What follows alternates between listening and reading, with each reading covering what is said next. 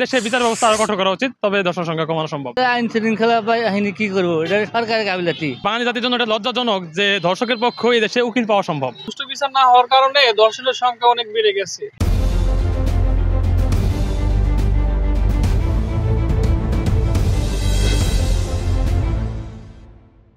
আমাদের দেশের যে বিচার ব্যবস্থা আছে, আইন ব্যবস্থা আছে, এগুলো আসলে খুবই কঠোরভাবে যে পদক্ষেপটা নেওয়া সেটা নিতেছে না, যার কারণে আমাদের দেশে ধর্ষণের সংখ্যা দিন দিন বেড়ে যাচ্ছে। আর অপরাধীরা মনে করেন যে বিচার ভুক্তভোগীরা বিচার না পায়, অপরাধীরা বারবার প্রশ্রয় পাইতেছে, যার কারণেই আমাদের দেশে ধর্ষণ সংখ্যা ক্রমাগত বাড়তেছে। আমার মনে হয় দেশে বিচার ব্যবস্থা আরো কঠোর করা উচিত, তবে ধর্ষণ সংখ্যা কমানো সম্ভব। দেশের যে নারী বা যারা কিশোরী আছে তাদেরকে আরো সচেতন হতে হবে, যাতে ধর্ষণ যে স্টেপ নিলে ধর্ষণ হয় না, তো সেই স্টেপ তাদেরকে নেওয়া উচিত। আমি মনে করি আরো বেশি সতর্ক হওয়া উচিত তাদের। ধর্ষণ বিরোধী হিসাবে আইন শৃঙ্খলা বাহিনীর তেমন তৎপরতা আমি দেখতেছি না আমাদের দেশে। এখন প্রশাসন কতটুকু অ্যাক্টিভ আছে আমার জানা নাই।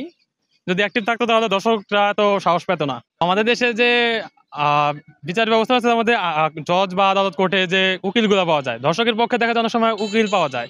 আমাদের বাঙালি জাতির জন্য এটা লজ্জাজনক যে ধর্ষকের পক্ষে এই দেশে উকিল পাওয়া সম্ভব টাকার বিনিময়ে, যার জন্য ধর্ষকরা আরো বেশি প্রশ্রয় পায়। সুষ্ঠু বিচার না হওয়ার কারণে ধর্ষণের সংখ্যা অনেক বেড়ে গেছে। সুষ্ঠু বিচারের কারণে এই ধর্ষণের সংখ্যা কমে যেত। বসুন্ধরা টিস্যু, অশুদ্ধতার বিরুদ্ধে এক বিন্দুও ছাড় নয়।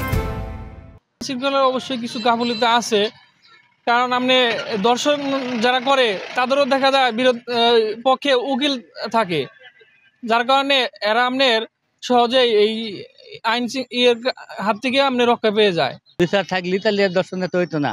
ধর্ষণকারী শাস্তি ফাঁসি হওয়া উচিত। আইন শৃঙ্খলা বাহিনী কি করবো, এটা সরকারের গাফিলতি। সরকারি আইন পাশ করলে সে পুলিশে বিচার করা হবো, প্রকাশ্যে শাস্তি তো হবো না। এটা প্রকাশ্যে শাস্তি কিভাবে হবো?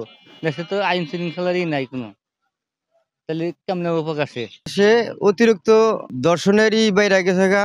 মানুষ এখন রাস্তাঘাটে মা বোনে চলাফেরা খুব কঠিন অবস্থা। এখন এর একটা বিহিত করা প্রয়োজন, যাতে কোনো মা বোনের ইজ্জত হয়রানি না করতে হয়। বিহিতটা হলো তাদেরকে উচিত শাস্তি যেটা, সেটাই আমরা আশা করব। পুলিশের যে কাজ সেটা পুলিশটাই করবে।